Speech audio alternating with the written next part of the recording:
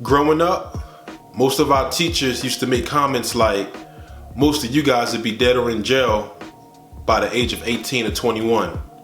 Now, I get what they were saying. I know how they was trying to use that stat, maybe as a deterrent so that we won't enter street life and drug culture, but they probably had no idea what that did to a 12 or a 13-year-old. So some of us, it was like, we was counting it down. We was like, we'll be 18 in a couple of days. Life's over.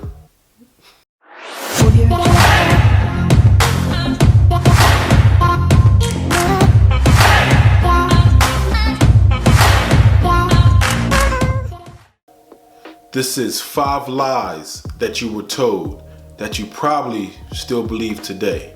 So we're going to try to find out if we have any emotional attachments or we have any conflicting thoughts about these different beliefs, right? So here's number one.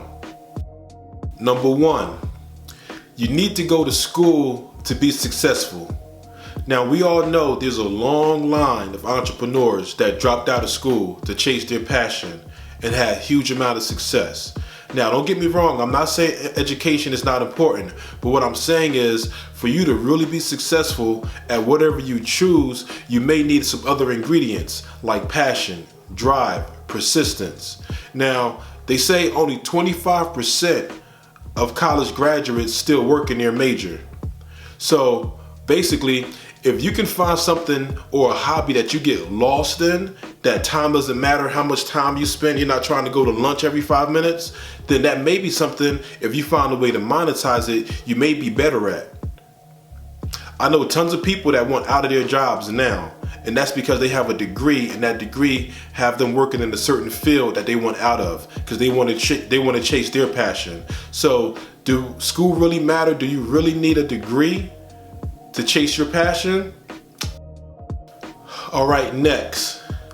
Asking for help is showing weakness.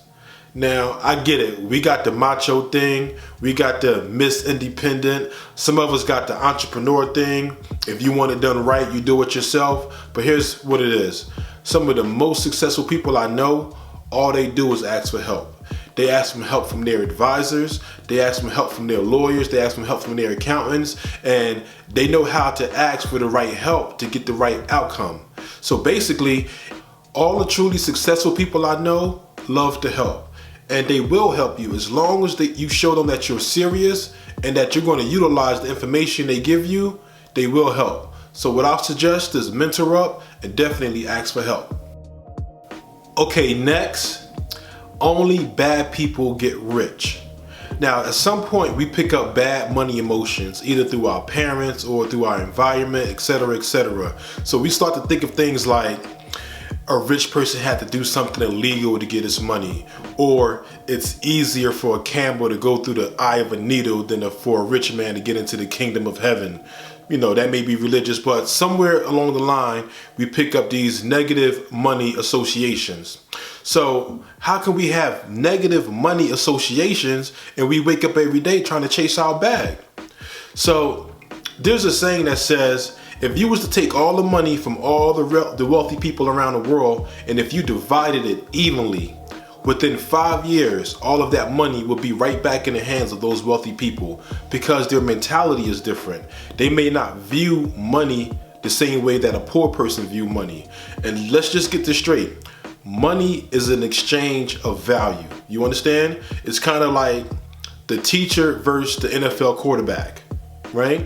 We love our teachers. They do a great service. They teach our kids. But the NFL quarterback, it's only what? 30 teams? Few slots. That's why they could get paid multiple millions for their position, because they have multiple millions of people paying to see them play at the same time. So that's the exchange in value. So money is value, nothing more than that. And money, just like everything else, if you misuse it, yeah, you can have some negative issues, but a lot of people use their money for positive things. And I'm gonna take this line right here from Jay-Z. I can't help the poor if I'm one of them. This next one really, really irks me, and that's I can't do something because of my background.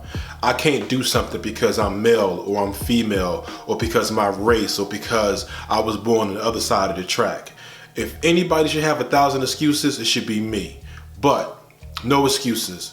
One thing we don't like, and you can't, like, anytime I'm working with somebody or coaching somebody or talking to somebody, excuses are no. I like yes and no answers. So coming up to me with an excuse like I can't do something because of my background, etc., etc., etc., blah, blah, blah, no, I'm not buying it. So every day you're always hearing stories of this is the first, or this is the new, or you could become a trailblazer. Don't get me wrong. At times before, maybe a word a whole lot more challenging, but in today's day and era,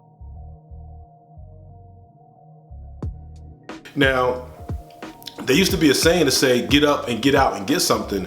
Nowadays, it's so easy. All you gotta do is get up and log on. So your background can't stop you from doing that. People are making a living off the computer nowadays.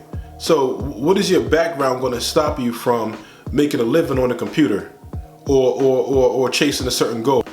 So in the present moment, be confident, get value, and just be really solid at what you do. And there's always a market for the best. So as long as you're the best at what you do, your background isn't going to affect anything. All right, number 5. You'll be happy when you have money or material items. Now, if this is your outcome for happiness, you're setting yourself up for failure.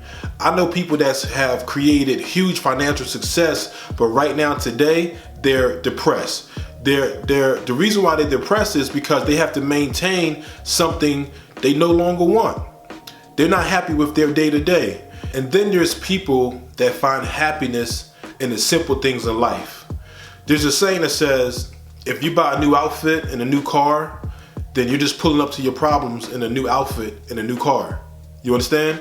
So it was one question that helped change my mind and my mentality around this question. And that question was, are you willing to die for what you're living for? And my answer was absolutely no. And from that question, I realized that experiences were more valuable than material items.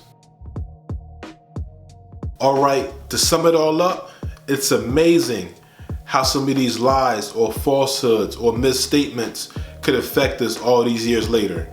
My teachers probably meant well, but just by the misinterpretation of the statement, they could have caused me to set my bar so low.